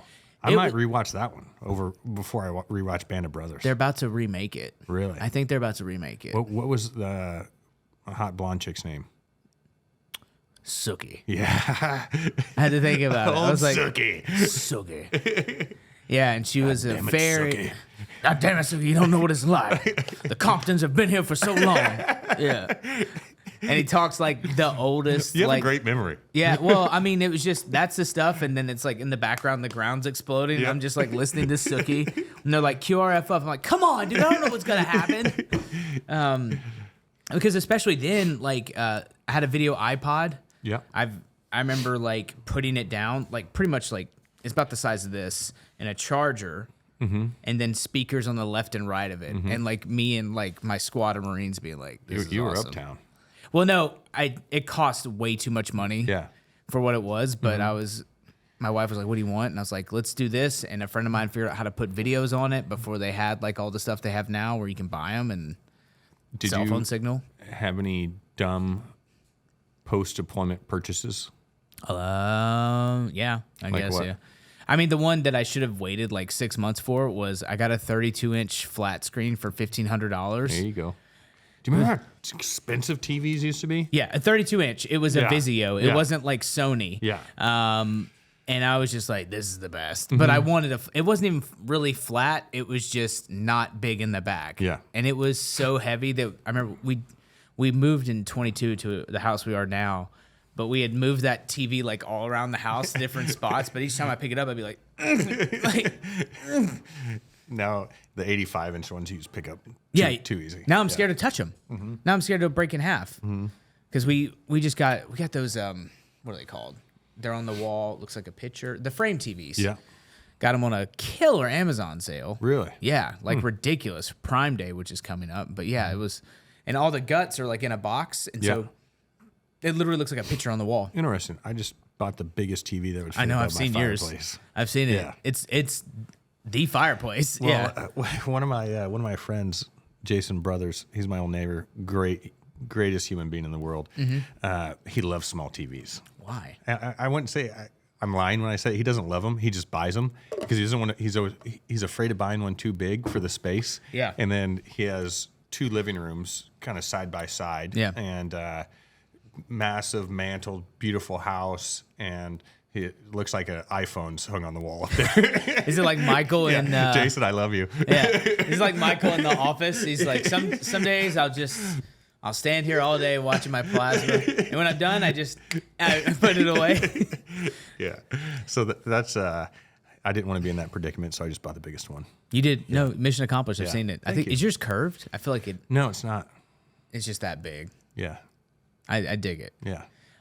We're talking about, so we're redoing our backyard. We're gonna put like one on the outside for like A little hardscaping out there. a little bit, Pulled up a bunch of stuff, pulled some trees down. Oh boy. I actually like outsourced something to a local company because my ego knows no bounds, but we get to a point where I'm like, I don't have a stump grinder. Yeah. So like I need to like figure this I've out. cut down some big trees, but I need a stump grinder at my house right now from trees that I've cut down. But It's a guy called Knock on Wood. I'll give you his stuff. Okay. He's literally like, he's right next to us. I won't tell much more than that. perfect. Yeah, but he's great. They showed up and he's like, I'll be here this time. Cool, great, awesome.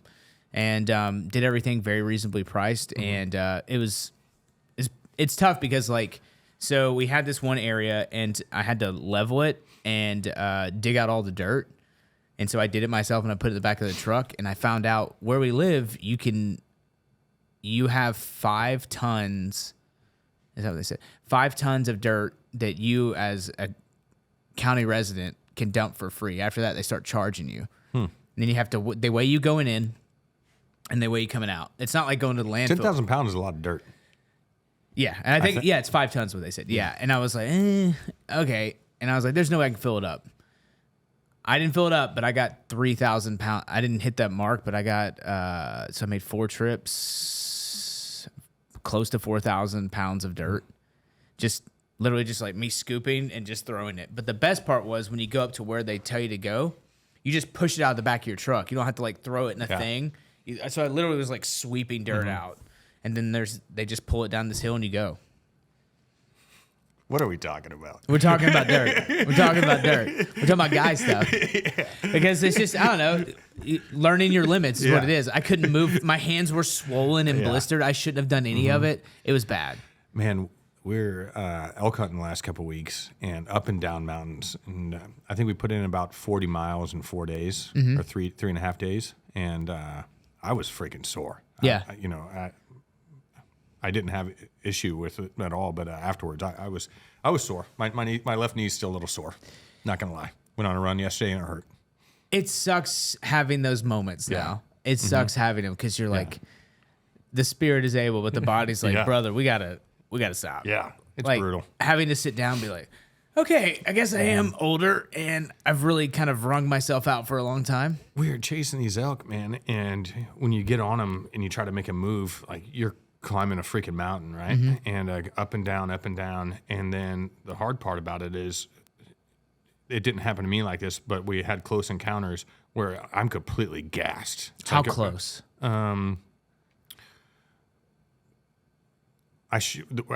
Close encounters are where I shot mine. When you say close encounter, like how close? So they would hang up at like 60 yards, something like that. But I wouldn't get a shot. Yeah. And they weren't coming into the calls yet because the cows weren't nestrous. But they were bugling their asses off. Yeah. But they weren't coming into calls. So we try to make moves on them and creep up on them and or cut them off, you know, something of that nature. We had a couple of young ones come in 10 yards, you know, and How big was the elk you got?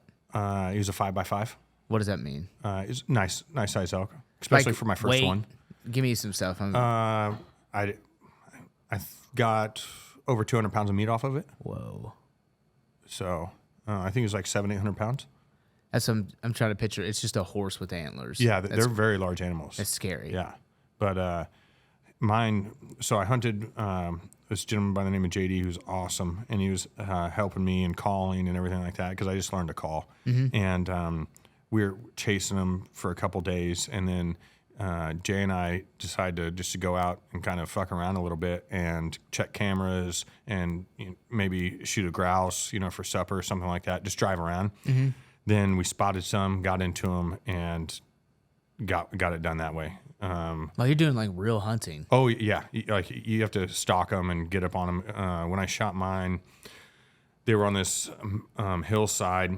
So, but the hillside was fairly open, right? So we're using cover, and we were trying to call them into the thicket to where, because we came upon this nice little open area, maybe 20 yards wide by 50 yards long, and I got halfway up this open area off to the side behind this tree, and Jay was in the back moving around calling, because that's what you do. You have your caller behind you, and that way the elk will come in past you to the caller, so and not realize that you're there. Okay. Right, and that way Its you can get a focus close is shot. somewhere else. Correct. Right. Wow. Is this the only way? This is how you do it with elk? Yes. Yes. Wow. And so we were doing that. Couldn't get any of them to come in. There was about 10 bulls we were watching and a bunch of cows. And this one bull made his way down the hill on this, and then got on this road. And I make it to the last line to cover the very last tree. And Jay's behind me, and he's lasing it. And he tells me 80. He's like 80 yards. Send it. I'm like, the farthest shot I really wanted to take was 50 or 60. Ideally, 20 yards is ideal, right? Yeah. And but I've practiced out that far, and so I dialed for 80 yards, and then I looked back, and Jay had crawled up maybe like 7 yards, or he was 7 yards behind me, because he told me he lased the elk. It was 87 yards, then lased me, and I was 7 yards, and so that's how he gave me my distance, right? And but he was laying down behind me, and he just told me, he's like, send it, and I just let one fly and smoked him. Went 5 yards, died on the road. Really? Yeah, Wow. yeah. I feel like I'm there, actually. It was epic, man. It was one of the coolest feelings I've ever had.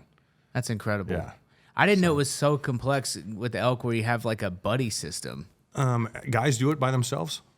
I never have. Of course, This this sounds is way the better. first elk that I've ever killed. But yeah, I like hunting. It's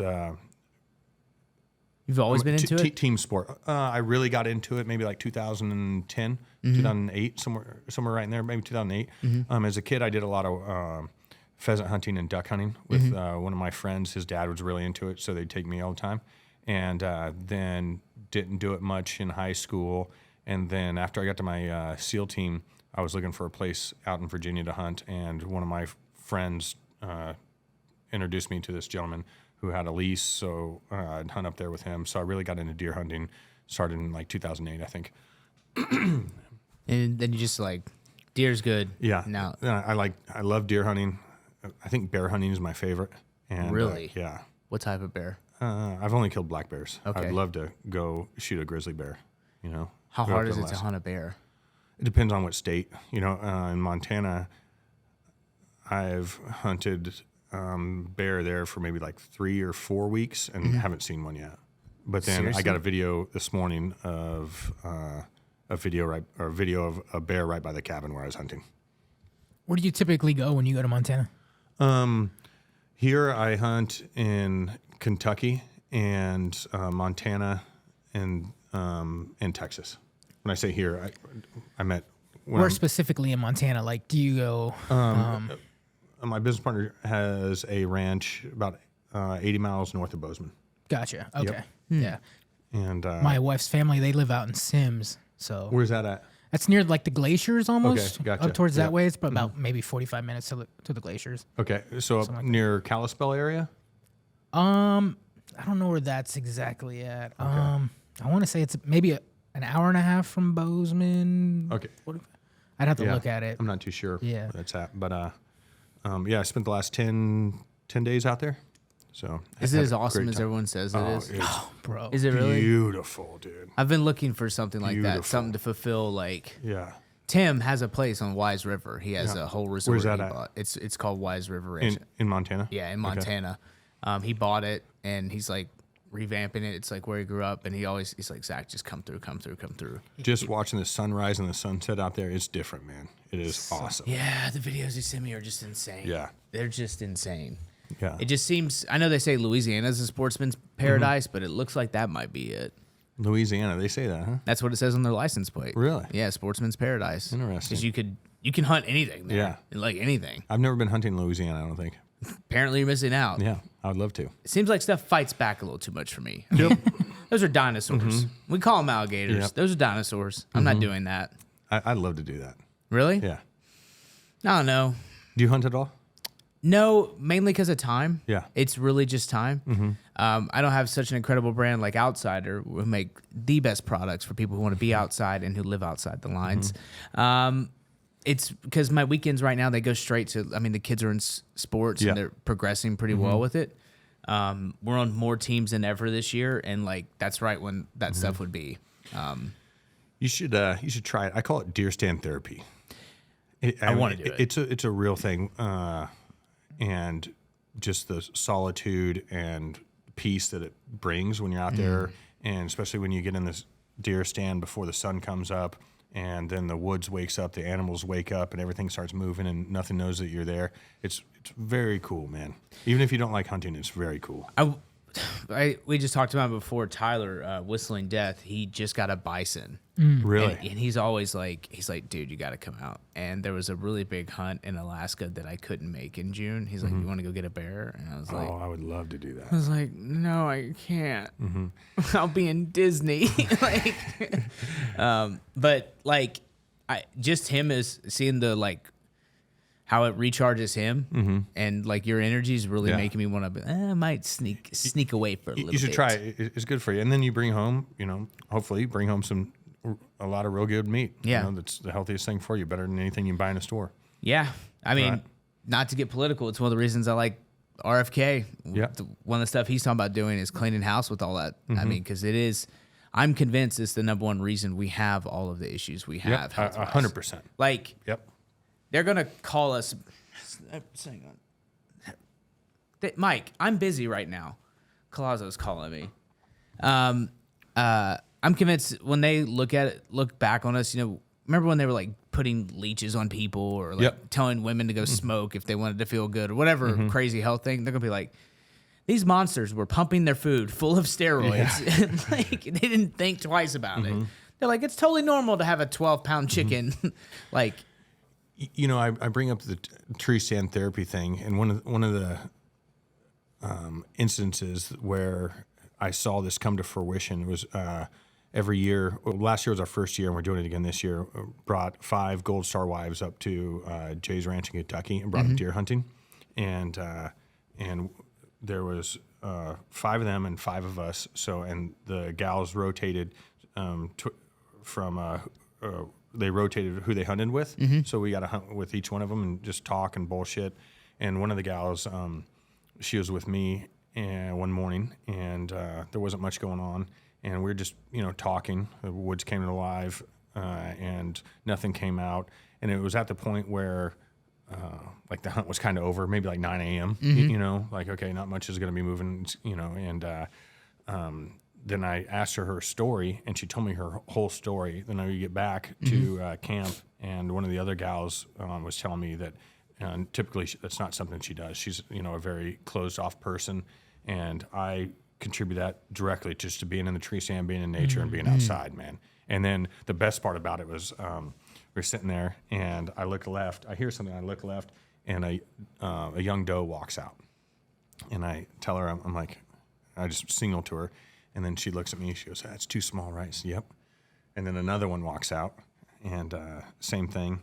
And then I tell her, I'm like, "Just wait, the big one's gonna walk out." And this big doe walked out, and it's a classic story where it walks out facing away from us, then turns on the corn pile and directly faces us, like 30 yards, and she has a crossbow. And we've already talked that morning about quartering away shots, quartering two shots, all of that, right?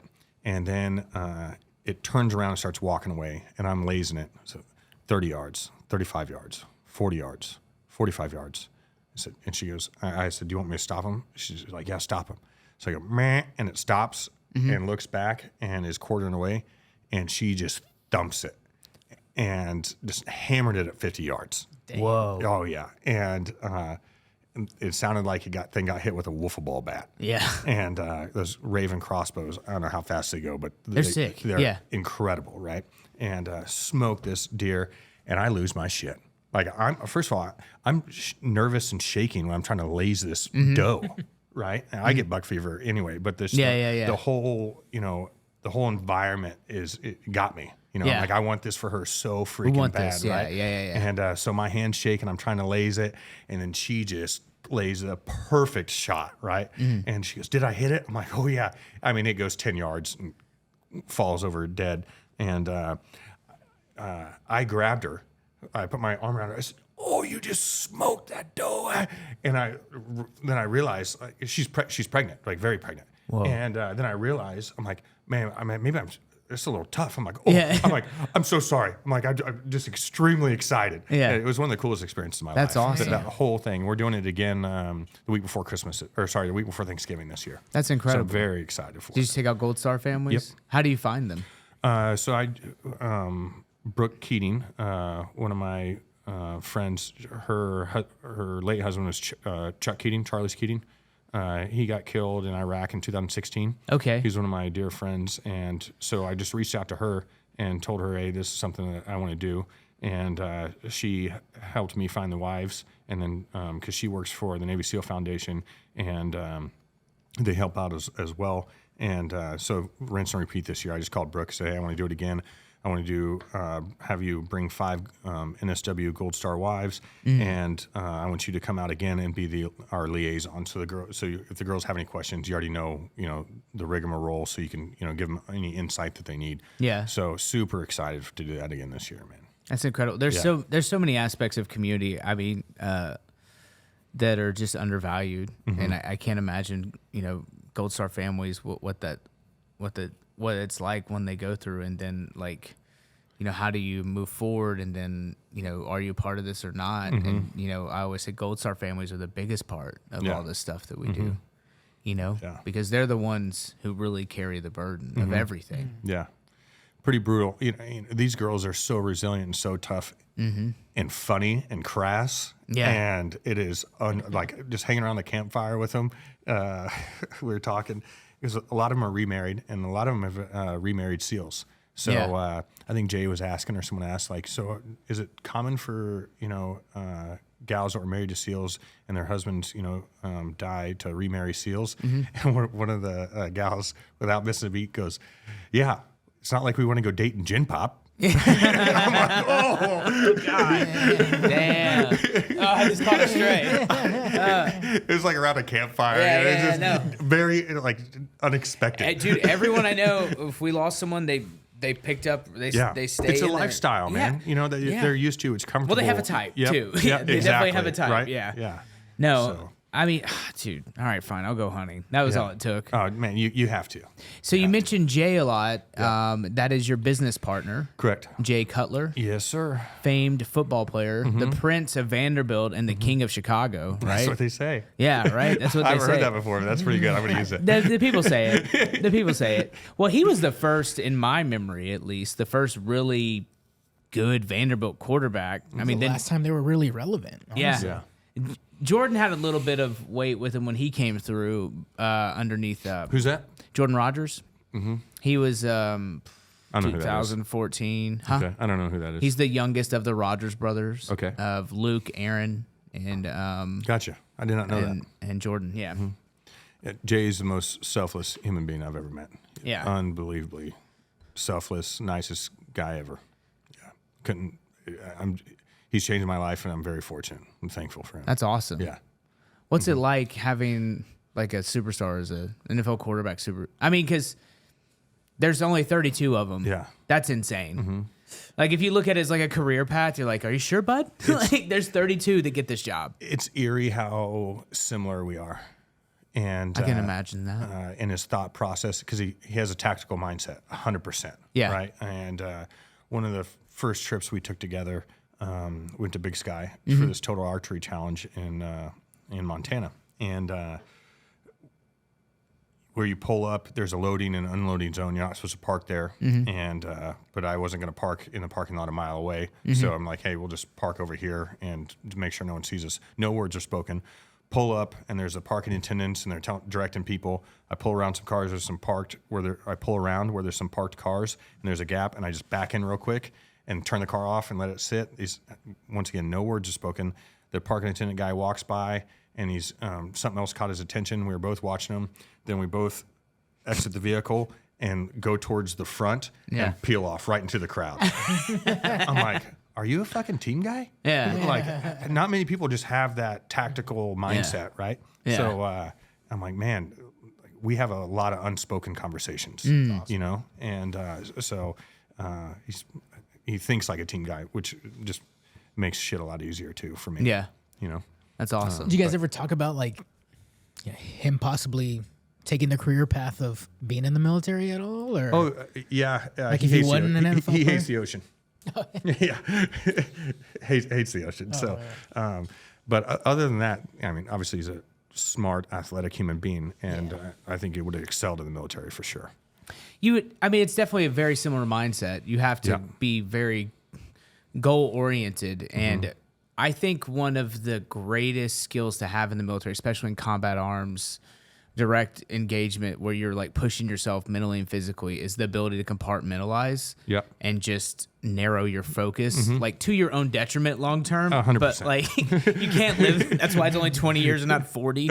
But you can't like. But you're just like, this is what we're doing. This is what we have to accomplish. That is the goal. That is And you the have task. to forget about everything else. Everything else goes, at a cost, right? And the cost is you come home and you're like, I don't want to go to the mall. You know. I have a question for you. Go ahead. Break, clear the net. Attention all posts, stand by to copy. Now that I've got your attention, I just want to take a moment to say thank you so much for watching this episode. If you want to help us continue to grow, it's really simple. There's a few things you can do. You can like, comment, subscribe wherever you are. If you're on YouTube, Spotify, or Apple Podcasts, drop a rating and review. Every bit helps to make sure that we can keep doing the After Action podcast and get these stories out there. If you're looking for other ways to support the channel, go to veteranwithasign.com. We got shirts, we got merch, we got stickers, we got more. We even got a bunch of ways for you to save in the affiliate section. Check it out. Now let's get back to the episode. So you deploy with young kids, right, to a combat zone? And, yes. About the age your kids are. Okay. Yeah. So obviously that's extremely hard, right? And your mind works a little different. When you have kids, before you had kids. When you were overseas with your kids at home, did you just try to, like, this is going to sound harsh the way I say it, but you kind of got to kind of forget about them?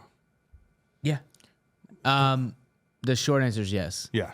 When I became, so my first daughter was born about 2 days later. I left here, and I didn't come home for 7 months. What?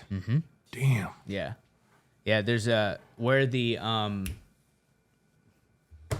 I was gonna say Shades of Green. What's the coffee place that's everywhere? There's one here. Starbucks. No. The one that gives to military.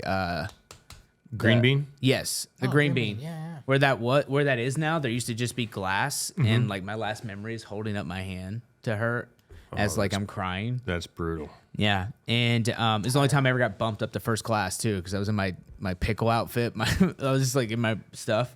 What's a pickle outfit? It's just what we called it, the alphas. It's the one you travel in, but you're an OD green and be like, why am I dressed like a pickle? Yeah.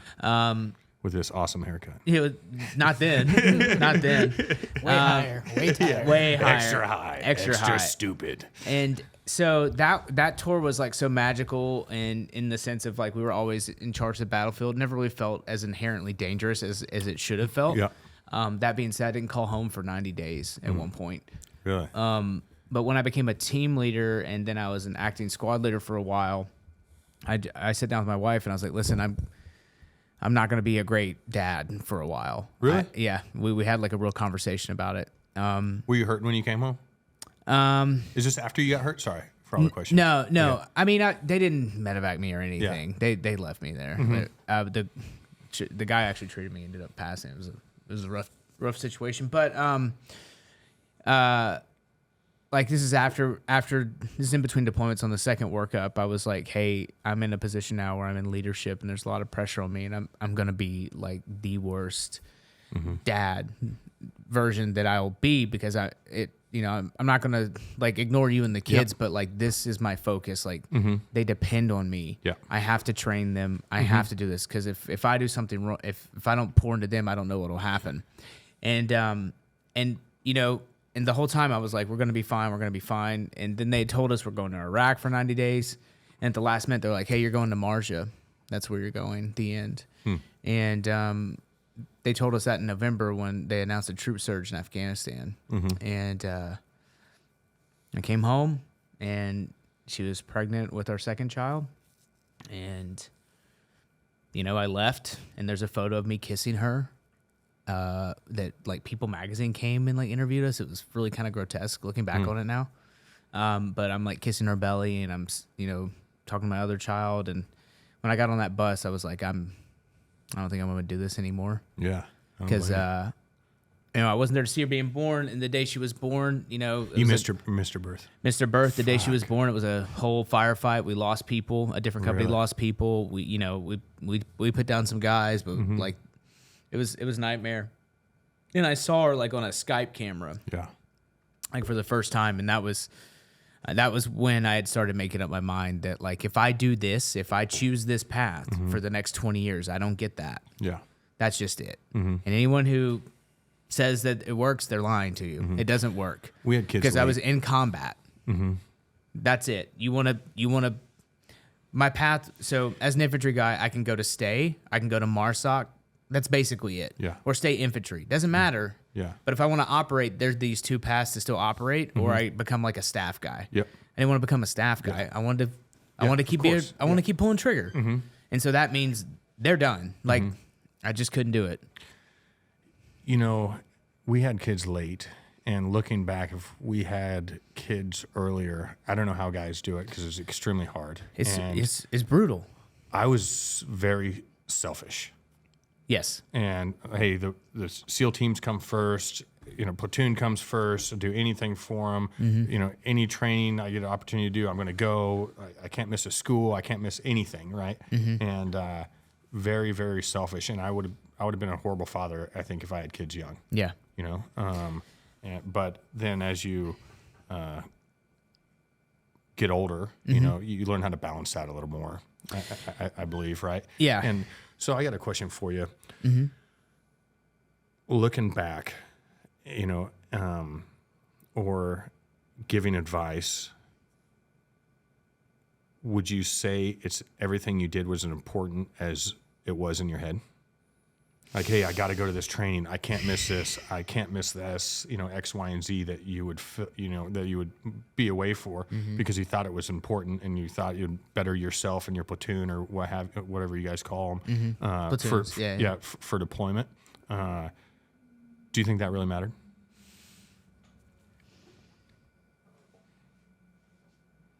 No. Yeah. I don't think if at least 30% of it, Yeah. because you're hanging out with your best friends. That's a part of it. Yeah. At least 30% of it. I do remember the point when I remember, like, I was just a rifleman, and then I became a team leader, and then I was a squad leader, like, most of the workup, and I was like, holy shit, I'm in charge. And it just kind of struck me that, like, everyone's looking at me, like, was when you're in those positions, you go from, like, giving opinions to making a decision. Yeah. And that was like, oh, dude, I can die. I'm fine with dying. I'm fine with getting hurt. But if something happens to one of them, that'll Yeah. that'll fucking cut me in half. And I would try not to let that like overwhelm anything, but for sure half the stuff. I mean, I'd say it's probably 50-50 because like you don't even know, especially when you're teaching them like what they're taking in, what they're retaining. But I mean, there's some things you have to do. Yeah, Like, there's stuff you have have to to go do, to the kill house. but- You got to do land warfare. Yeah. You gotta do like that stuff's fine. Like that stuff, Yeah, I that's- feel like you need that that's stuff. But mandatory. when it comes to like, for instance, like going to like for me, like going to air assault school, Yeah, going to Pathfinder exactly. Yep. school, going to like these certain schools that you earn like badges and stuff like that, and it's not necessarily incorporating the rest of your team. Yeah. Those are those selfish schools that Yeah. I wasn't willing to pass up. Yeah. That I was going to Yeah. go to, but looking back on it, if I had my kids then, absolutely, that wouldn't mean shit to me. Yeah. Like, Yeah. absolutely not. I wouldn't do that. Yeah. I was like staying at that point. Like for me, I was a Lance Corporal E3 that got, as an acting squad leader. I was in the company office. Everyone else in there had at least 2 enlistments. I was really faking it until I make it. So I was Yeah. showing up early, staying Yeah. late because they were all like, "What the fuck," Yeah. and it felt, full disclosure, when I outdid all of them, and we did one range, and I was the only one who didn't have to redo it, and all of them told me I was dumb and I didn't know what I was fucking doing. All of them, all the other squad leaders, like Zach has no idea what he's doing. I was the only one, me and my friend Blunt actually, were the only ones that didn't have to redo it.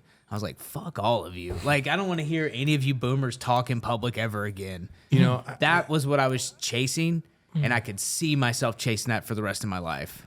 I don't know if it's just that I'm retired or older or the war's over. I don't know. Maybe it's a combination of everything, which is probably the most realistic thing. But is nowadays I talk to my buddies like, oh, I'm going here, I'm going there, I'm gonna do this training. Like, it doesn't fucking matter. No, it doesn't. It doesn't, because if you can deploy tomorrow, and I know you're very intelligent, your tactical acumen is just through the roof. Like, you're going to be fine, right? So it's kind of like you're kind of doing this not for nothing, but it's like there's no war, Yeah. right? So you're just going to keep training, keep Yeah. being away. Like, fuck that, retire, get out.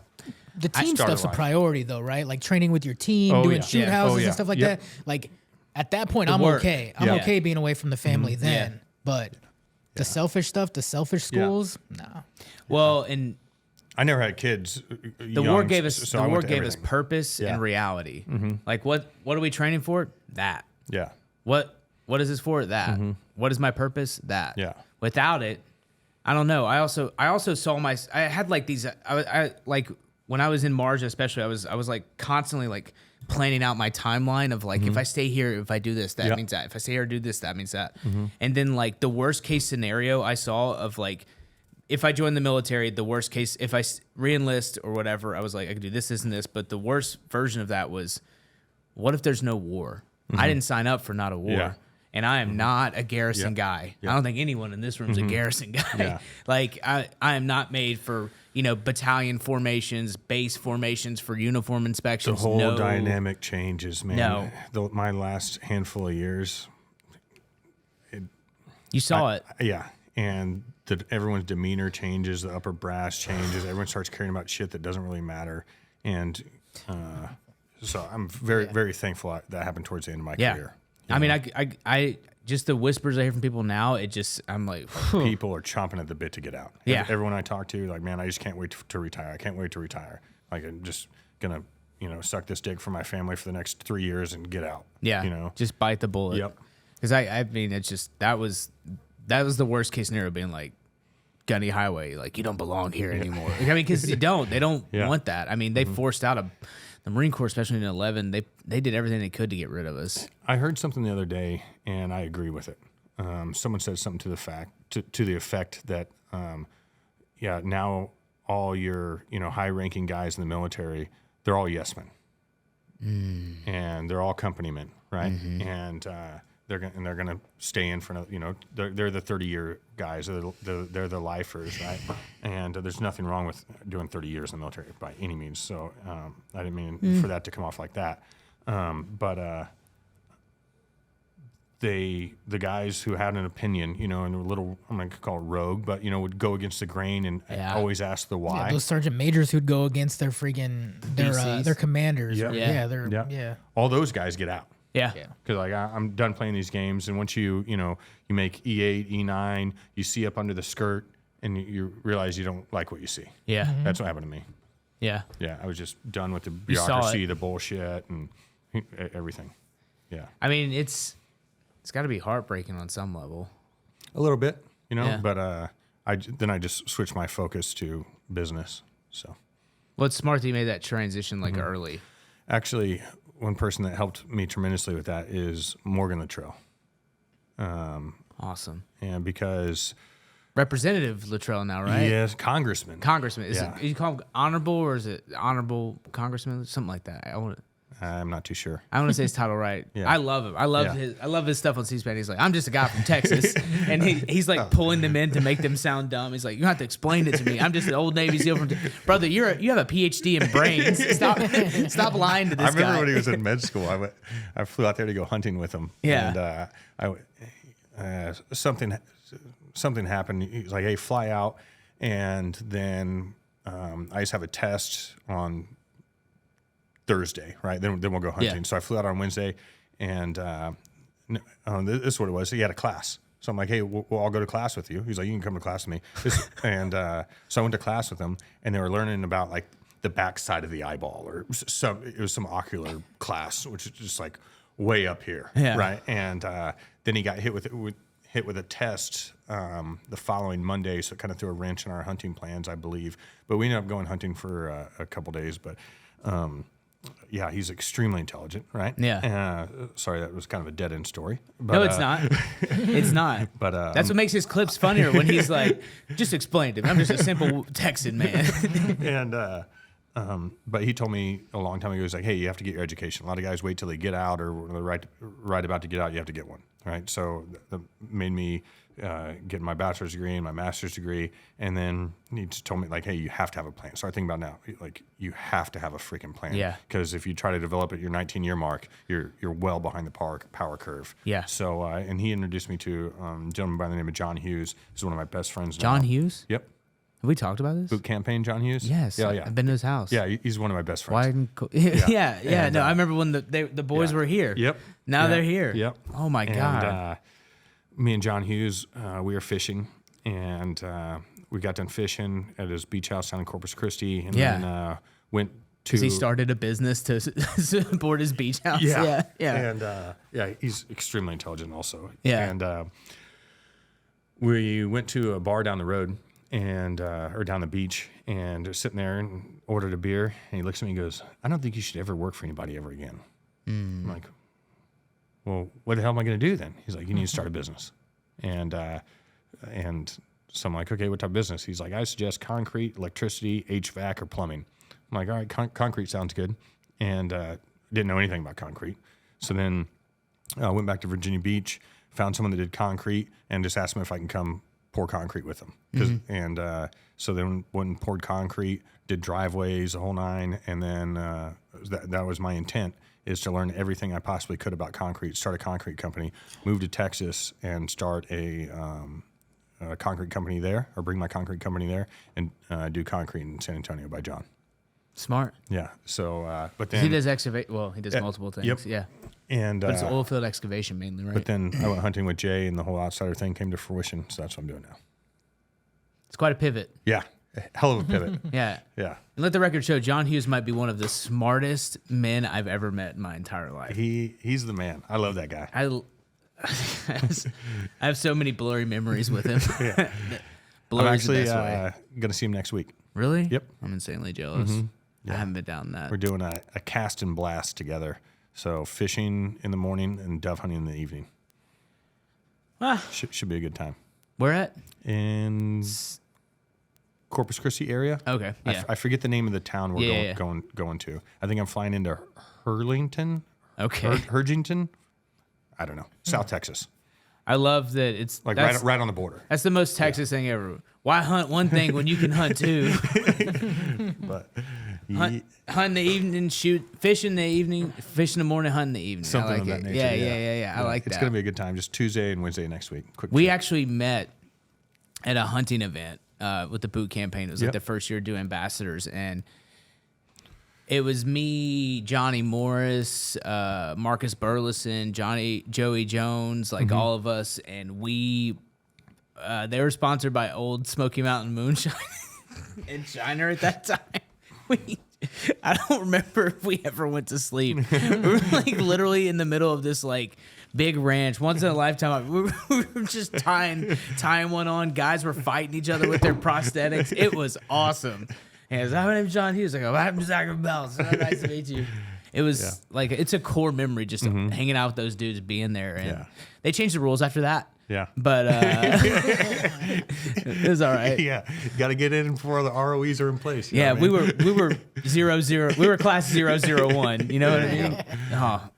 Well, you know, you shared so much with us, and I'm so grateful for it, and I love you. You're the best. But as we're coming to a close, what do you think has been the most impactful thing you've learned now through your journeys in the military and in business that you would like people to pass on? I'd like people to take from this, because, I mean, you're a guy who, what I like about you is you identify a thing and you move towards it. You're like, you're like on the job training for a concrete company. You're just like, I'll just go find one. And like anyone can do that, but most people won't. An overwhelming majority of most people won't do anything like that. So, two things come to mind, right? One is always make sure your kids know that you love them more than anybody else in the world. And that way, when you have to go on trips or do whatever, you know, they're not questioning that. And they know you love them no matter what, and more than anything. And the second one was never wait for 100% solution. Find a 70% solution, and or get to a 70% solution with whatever you want to do, and execute it with 100% aggressiveness. Damn. Because if you wait for 100%, you're going to just wait and wait and wait, and opportunity is going to keep passing you by. I just got chills. Damn. Too. Those are two things I would suggest. I love that. I'm not going to try to do anything else. That's it. Well done. Sam, thank you so much for joining us. Everyone go to outsider.com. Yes, sir. Go ahead, give one pitch for Outsider real quick. Check us out at outsider.com. We're an outdoor lifestyle brand with incredible drinkware, brought a lot of ingenuity to it. Our focus is education, collaboration, and entertainment. And we're going to continue to build our platforms. But check us out at outsider.com. It's me and my business partner, Jay Cutler. It's a great brand, and it's going to continue to grow, so look for us. Please do. Thank you for joining us here, and we'll catch you next time.